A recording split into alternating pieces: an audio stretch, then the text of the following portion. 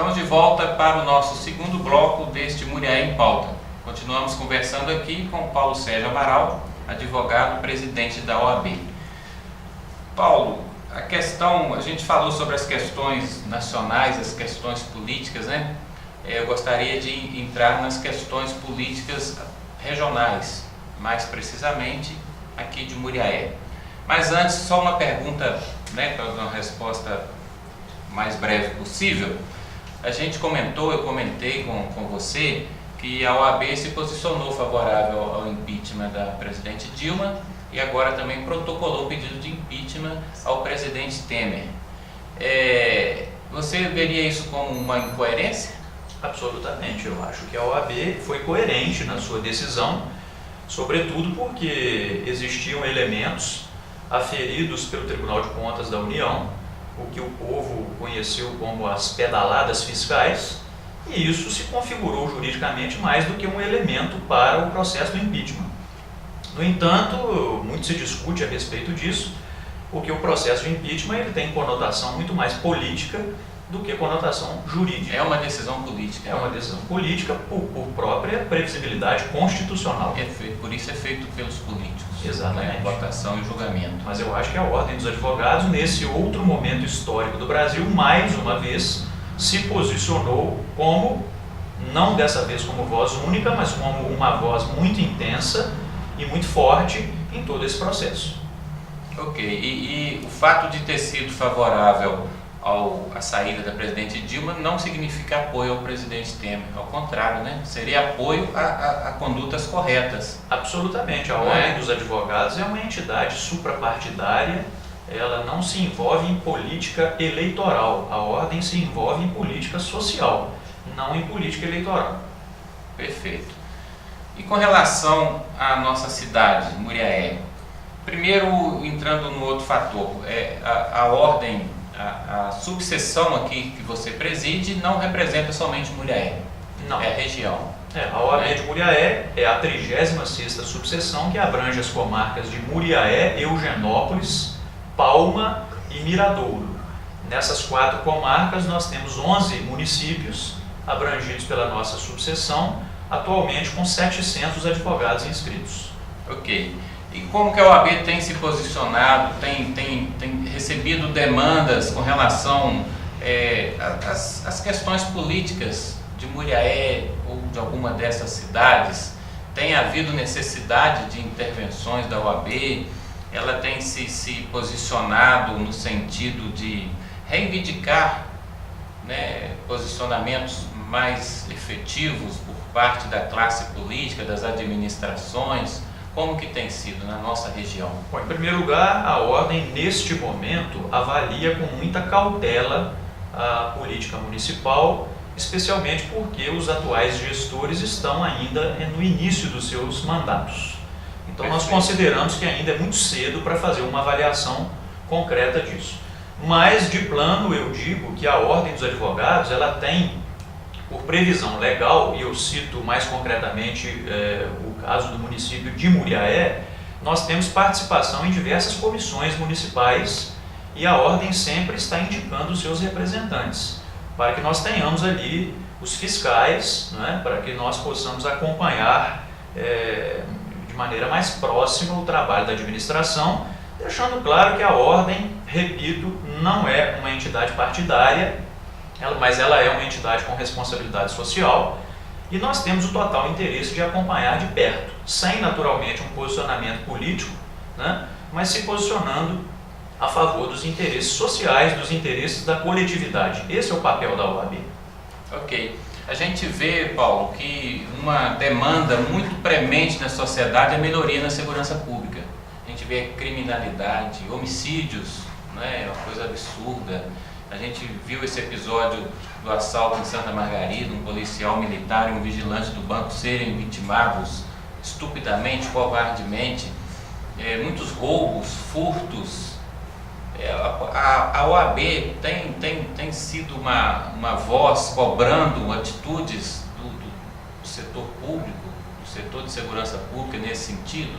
Tem se manifestado a respeito? Sim, a OAB ela tem se manifestado. Nós tivemos aqui ano passado aquele caso envolvendo padre lá do distrito de Belisário, né? Sofreu uma ameaça de morte. Sofreu uma ameaça de morte. A OAB se posicionou oficialmente emitindo uma nota de repúdio, né, ao ato de violência e se colocando como uma entidade fiscalizadora de todo o processo de investigação, né? E dessa mesma forma, nessa mesma linha de pensamento, a Ordem continua se posicionando contra os inaceitáveis índices de violência e de criminalidade que estão assolando a nossa região.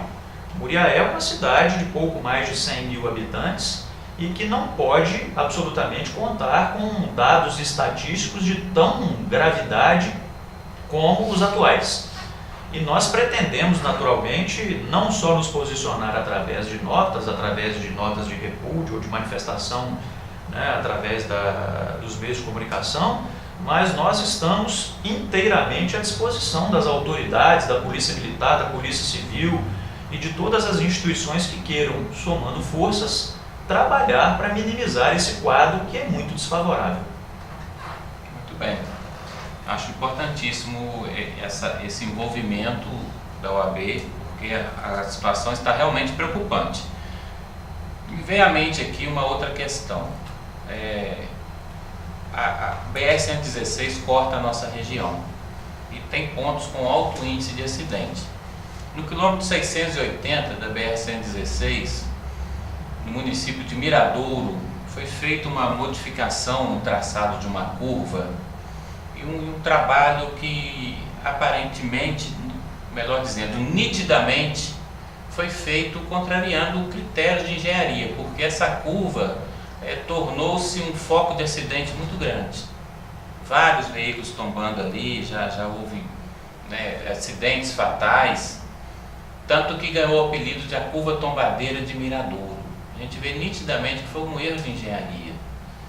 A OAB também se posiciona nessas questões, se chegar até ela a demanda, se perceber a necessidade de protocolar junto ao Ministério Público Federal, ou até mesmo estadual, enfim, trabalhar nesse sentido para tentar resolver aquela questão.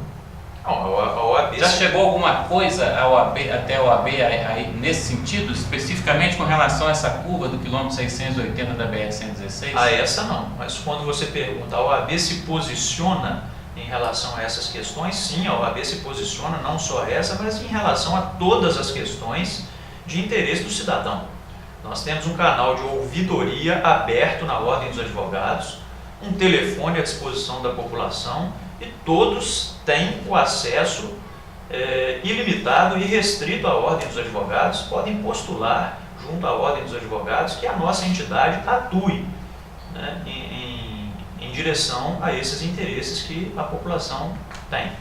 Ok, eu já deixo essa sugestão e depois você me passa como que a gente faz para oficializar, protocolar um pedido junto à OAB para que ajude, né, que formule junto aos órgãos competentes uma queixa ou uma reclamação nesse sentido, né? Qualquer coisa, o pessoal de Miradouro certamente está nos assistindo, de toda a região, os colegas que trabalham com o trânsito, os viajantes do modo geral, sabem do que eu estou falando. Realmente essa curva tem dado trabalho e tem vitimado pessoas com prejuízos materiais e físicos e até de vidas.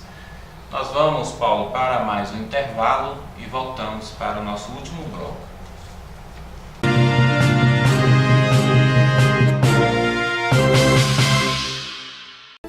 Viver no mundo colorido é bem melhor. Sinta a cor, sinta o sol em cada momento em sua vida. Tela Viva. Tela Viva Filmagens. Em Muriaé, 3721-4213.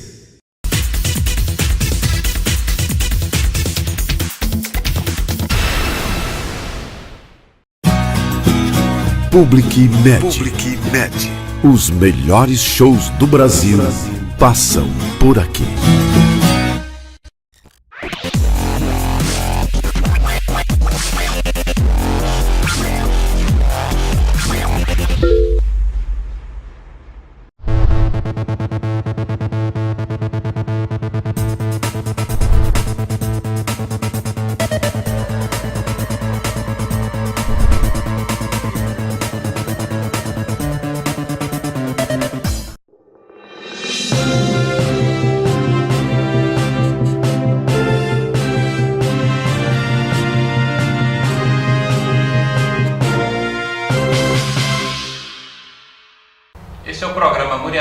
volta pela sua TV Muriaé Online.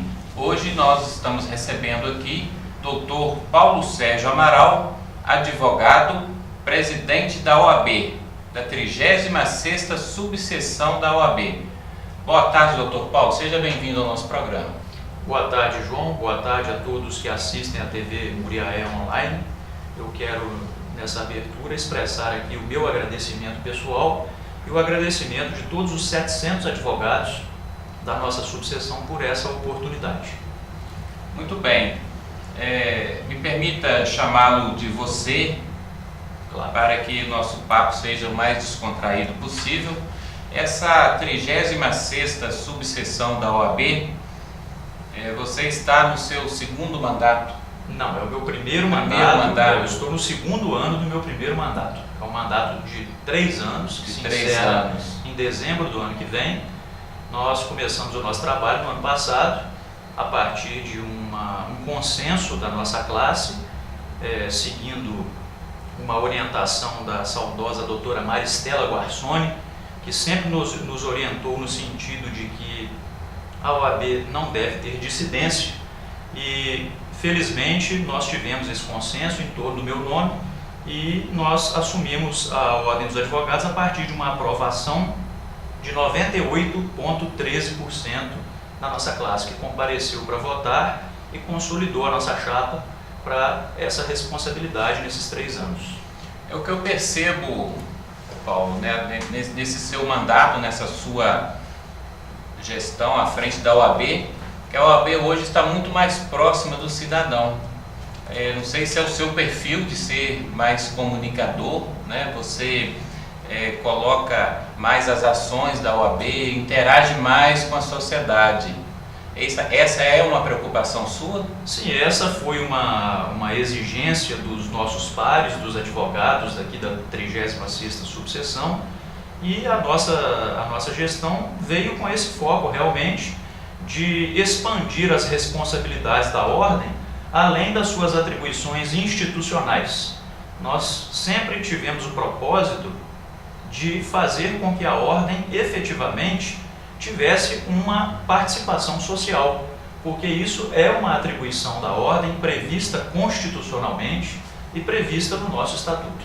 A gente vê a OAB em âmbito nacional sempre se manifestando nas grandes questões do país, nas questões políticas, né? As questões polêmicas, as posturas tomadas, as posições tomadas pela OAB são aguardadas, esperadas e levadas em conta, né? Pela população em geral, por todos de um modo geral. Esse é o papel da OAB, se manifestar acerca das grandes questões sociais, das questões políticas, que a gente vê, por exemplo, o país passando por essa situação. O impeachment da presidente Dilma teve a participação da OAB se manifestando, se posicionando. Igualmente agora também parece que a OAB protocolou um pedido de impeachment do presidente Temer. Esse é um papel da OAB. Sem dúvida, a OAB ela existe oficialmente desde 1930, mas nós temos históricos de organização oficiosa desde 1880, ainda nos tempos do Império. E nas questões mais polêmicas de interesse nacional, a Ordem dos Advogados muitas vezes é que esteve lá como voz única para defender os interesses da população. Nós costumamos dizer que a OAB ela não pode exercer uma função eminentemente administrativa ou de classe. Ela tem que participar de todas as questões de interesse da sociedade. Você veja bem, João, que nós temos uma pesquisa recente que mostra a Ordem dos Advogados como a segunda instituição de maior credibilidade no país. Nós só perdemos para as Forças Armadas e estamos à frente da Igreja Católica. Então você vê que a Ordem dos Advogados ela tem um peso efetivo, uma credibilidade efetiva junto à população. Eu acho que é até admirável esses dados que você colocou, né? A gente sabia, eu imaginava esse grande prestígio da OAB, mas à frente da Igreja Católica é um fato que me surpreende. Não assim em função da OAB, porque a OAB realmente tem um prestígio muito grande em função de grandes mentes que ela congrega, né, nos seus quadros, e pessoas estudiosas e da área jurídica. Tudo na nossa vida, na vida da nação, é permeado por fatores jurídicos, por princípios jurídicos. E nada mais correto do que a gente ter na Ordem dos Advogados do Brasil essa função, e felizmente, né, pela sua conduta, pela sua postura, toda essa credibilidade. Comentávamos, né, em off, o que eu acho muito importante, e você concordou comigo, eu diria que você falasse um pouquinho a respeito da questão da prova da ordem, porque isso é fundamental, tendo em vista o grande número de faculdades que existem, né, e algumas não tem lá aquela qualidade toda. A gente sabe que o esforço do aluno manda muito, mas tem a prova da ordem, que serve para realmente dar o registro para que aquele bacharel prove que tem condições de exercer o direito, não é verdade? É verdade. Eu gostaria também que você falasse, se vocês têm uma estatística, a média de profissionais que ingressam na ordem na nossa região anualmente. Você teria um número? Bom, em primeiro lugar, em relação ao exame da ordem, nós temos que dizer o seguinte: na última década, principalmente, aconteceu um fenômeno no Brasil, que foi o aumento indiscriminado da abertura de cursos jurídicos. A última década ela ficou marcada por uma flexibilização nas políticas educacionais do Brasil, e que, a meu sentir, comprometeram sobremaneira o nível de qualidade da educação no nosso país. Isso aí é percebido por todos. Sim, então a Ordem dos Advogados, preocupada com isso, intensificou, digamos assim, né, o exame da ordem. É um processo, é um pré-requisito para a habilitação profissional. Ninguém pode exercer a advocacia sem a prévia aprovação no exame da ordem, e isso se deve exatamente à responsabilidade que a ordem tem no sentido de fiscalizar a qualidade e o conhecimento dos profissionais que estão na iminência de ingressar no mercado de trabalho. Tá? Então o exame da ordem hoje é de extrema importância, e o que nós, enquanto cidadãos, esperamos é que outros setores profissionais sigam o exemplo da Ordem dos Advogados e também passe a fiscalizar os seus profissionais com maior intensidade, com maior responsabilidade, para que nós possamos ter no mercado de trabalho profissionais realmente que possam atender a contento os interesses dos seus respectivos clientes.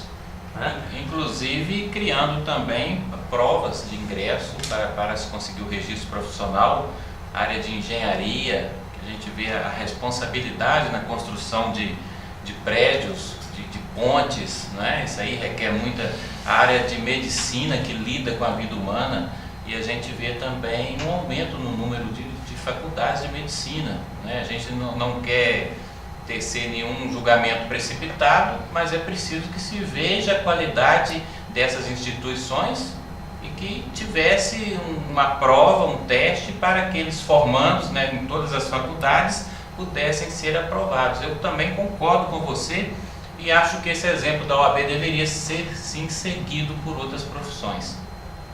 Nós vamos, Paulo, para um pequeno intervalo e daqui a pouco nós voltamos.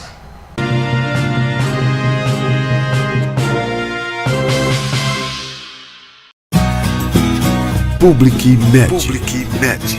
Os melhores shows do Brasil passam por aqui.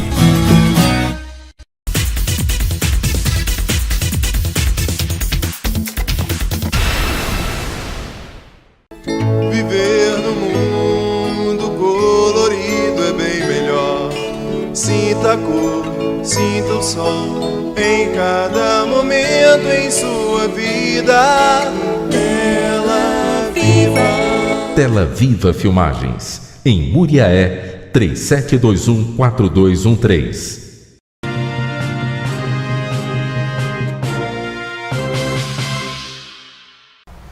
Estamos de volta para o nosso último bloco dessa edição do Muriaé em Pauta, conversando aqui com Paulo Sérgio Amaral, advogado, presidente da OAB. aqui de Muriaé, né, Paulo? Nós vamos deixar um pouquinho a OAB de lado e vamos falar sobre você, sobre a sua pessoa. Você disse com muita clareza que a OAB não lida com política partidária, mas ela não impede que seus membros individualmente, pessoalmente, tenham, né, esse comprometimento, tenham essa postura de se ingressar em partidos políticos e defenderem essa ou aquela ideia, correto? Absolutamente. A OAB é uma entidade histórica, uma entidade umbilicalmente vinculada ao direito, e a OAB, mais do que nunca, é uma entidade que homenageia, através dos seus atos e atribuições, aquilo que é previsto na nossa Constituição. E uma das coisas, um dos direitos fundamentais prescritos na nossa Constituição é a liberdade de expressão de toda forma, inclusive a liberdade de expressão política. Então, os seus membros individualmente podem se manifestar politicamente, podem, e eu, na minha concepção, até entendo que devam participar, porque isso é dever de todo cidadão, né?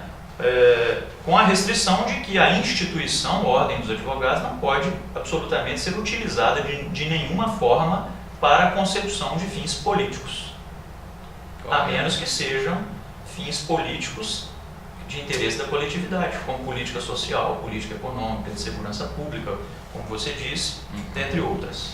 Você, pessoalmente, particularmente, você milita na política partidária? Eu sempre gostei muito da política, eu já participei, já fui procurador do município de Muriaé, trabalho em outros municípios e, sim, sempre participei de movimentos políticos na cidade de Muriaé. Você é filiado a um partido? Hoje eu sou filiado a um partido político, já fui filiado ao PMDB em Muriaé e hoje eu sou filiado ao Partido Progressista. Seu pai foi um PMDBista histórico, né? Meu pai foi PMDBista e mais tarde também apoiou a candidatos que não eram do PMDB. Mas o importante disso tudo, João, é dizer o seguinte, que a política, ela não é um projeto pessoal. A política, quando é um projeto pessoal, ela deixa de ser do interesse coletivo e passa a ser do interesse privado. Então, o que eu tenho a dizer a respeito da política é exatamente isso. Eu acho que é um dever de todo cidadão. Na minha trajetória, que ainda é muito modesta, e eu acredito que isso é um legado familiar, eu aprendi isso com meus pais e com os meus avós, eu nunca fui de me furtar as minhas responsabilidades. Você vê agora que eu estou na presidência da OAB, uma responsabilidade muito grande. Com certeza. E a cidade de Muriaé é uma cidade com a qual eu sempre pude contar, nessa pequena e modesta história que eu te digo. Então eu acho que é o meu dever, é a minha obrigação dizer que se eu sempre pude contar com a minha cidade também pode contar comigo. Então você cogita, se surgir a oportunidade, o momento certo, em concorrer a um cargo eletivo?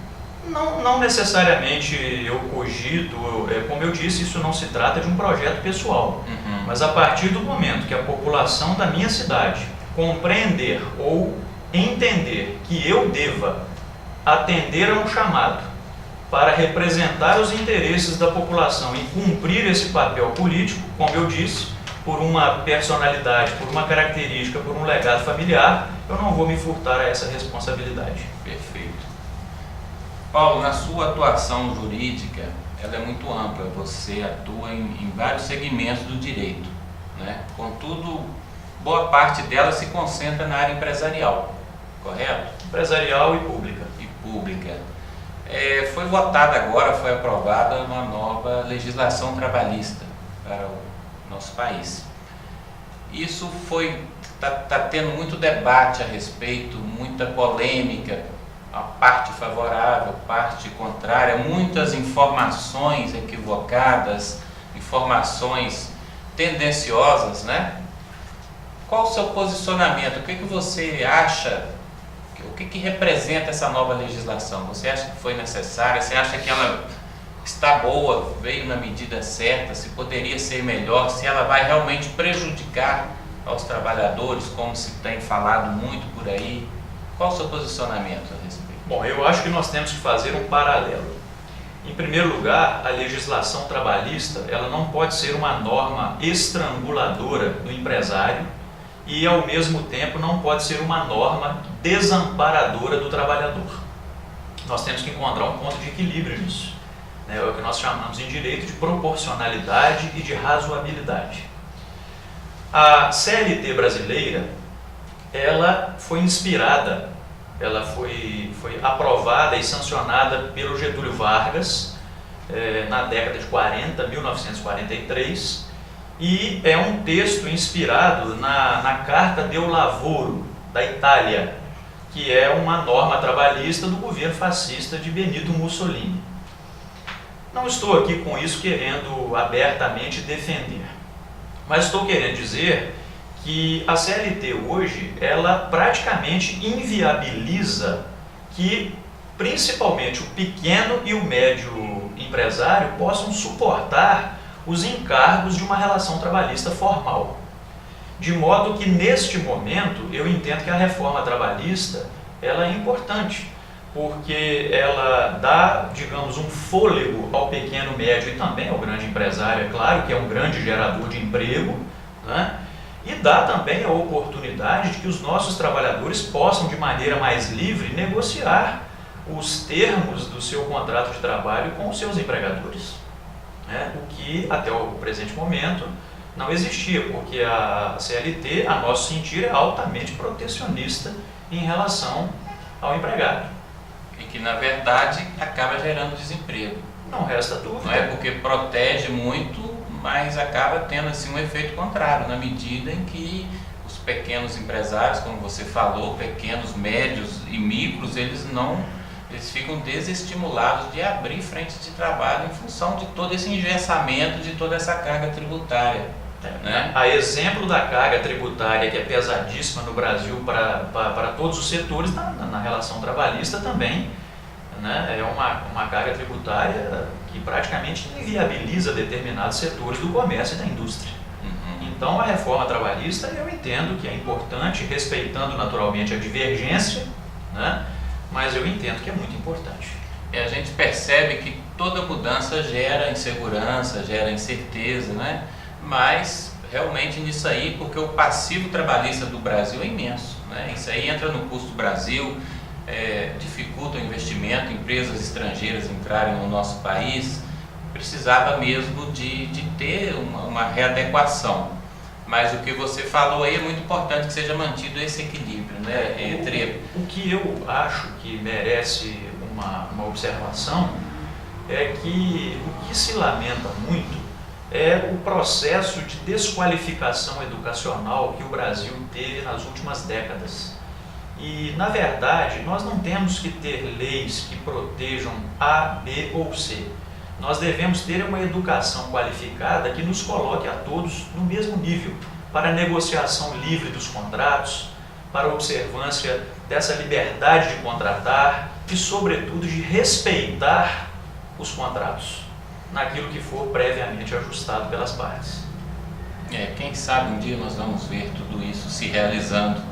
Isso é um processo de amadurecimento que só os países desenvolvidos por hora têm. Paulo, você atua na área acadêmica, você leciona na área de Direito, né? E há muitos anos que você está lecionando. Fala pra gente sobre essa sua outra faceta, né?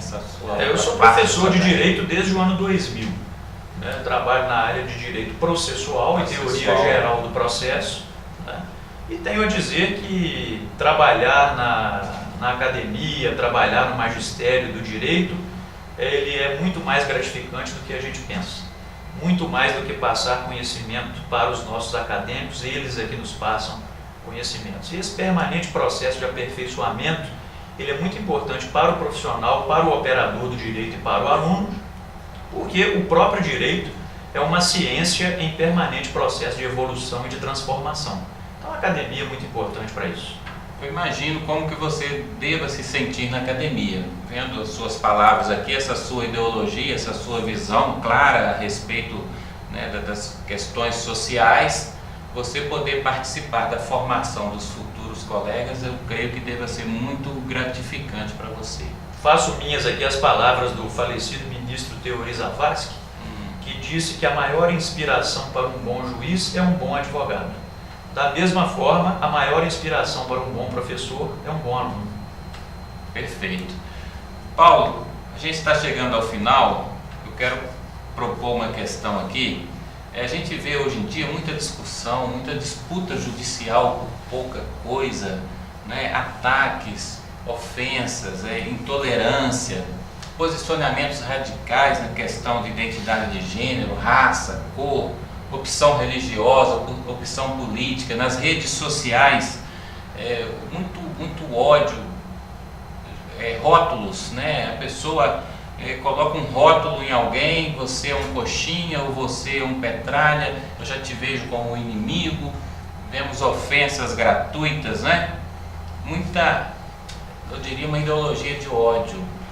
Como que você vê isso tudo? Como que você vê a judicialização dessa coisa, esses processos banais a todo momento?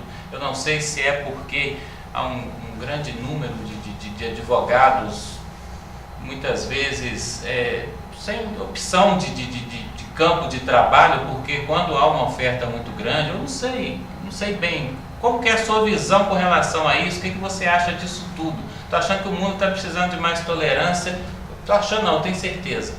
Bom, posso mais respeito ao próximo, sim, mais união. Posso te afirmar, em primeiro lugar, que problema da classe dos advogados não é. Certo. Esse é um problema da estrutura educacional. A educação. O Brasil, repito, vem passando por um processo de involução nas políticas educacionais nas últimas 2 décadas, principalmente. E as consequências estão aí. Um número absurdo de processos, de conflitos, as pessoas recorrendo ao poder judiciário por questões mínimas que poderiam ser resolvidas através de outros meios de composição de conflitos. Os tribunais abarrotados de processos e por isso não dando a resposta esperada pela sociedade com a efetividade e com a agilidade que o jurisdicionado precisa, né? Nós temos que investir, meu caro João, em educação. O povo precisa de educação.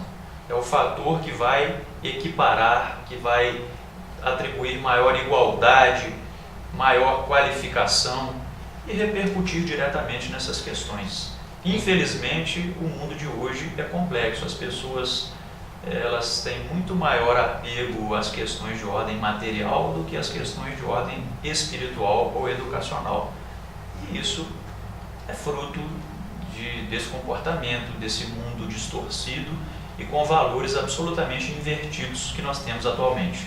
E se a gente não investir em educação, a gente vai ficar aí enxugando gelo. Exatamente. Você vê, nós temos um modelo aqui na América do Sul, do Chile, que investiu pesado na educação e hoje tem um índice de desenvolvimento admirável num país da América do Sul, numa região que é considerada subdesenvolvida. E eu vi também, outro dia, o exemplo da Finlândia, né? Um país que investiu pesadamente na educação e se tornou um local admirável, né? Então a questão é essa mesmo, a educação é o caminho. Paulo, nós estamos terminando. Eu gostaria que você fizesse as suas considerações finais. Acho que foi muito bom o nosso papo, muito esclarecedor. Tenho certeza que o nosso telespectador está adorando, né? E que também você colocasse aí o contato com a OAB para que as pessoas pudessem procurar, no caso necessário, para esclarecer alguma dúvida, para levar suas demandas que são próprias estatutárias lá da OAB. Sim, eu quero agradecer a você, a todos da TV Muriaé Online por essa oportunidade.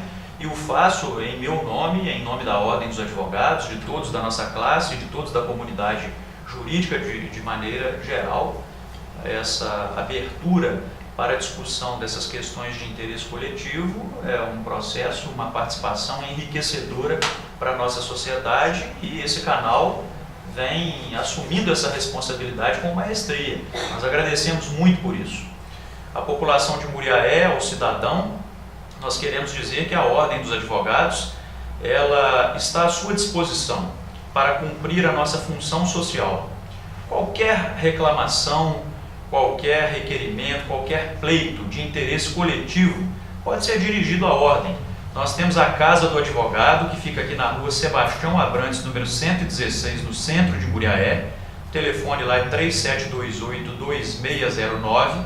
Pode ligar, pode apresentar o seu requerimento, o seu protocolo e contar sempre com a OAB. No que a OAB puder contribuir para a minimização dos conflitos sociais e para contribuir diretamente para o processo de desenvolvimento do nosso povo, nós vamos estar presentes para isso. Muito obrigado. Muito bem, pessoal. Como vocês estão percebendo, a TV Muriaé Online tem essa proposta, levar informação, cultura, diversão. E nós temos aí uma variedade de programas, todos eles preocupados em ser cada vez mais criativos e atendendo à sua necessidade. A nossa programação vai ao ar todos os dias a partir das 7h30 da noite, com reprises às 11 horas da noite e à 1 hora da tarde. O Muriaé em Pauta vai ao ar na segunda-feira a partir das 19h30. Nós agradecemos a atenção e até a próxima.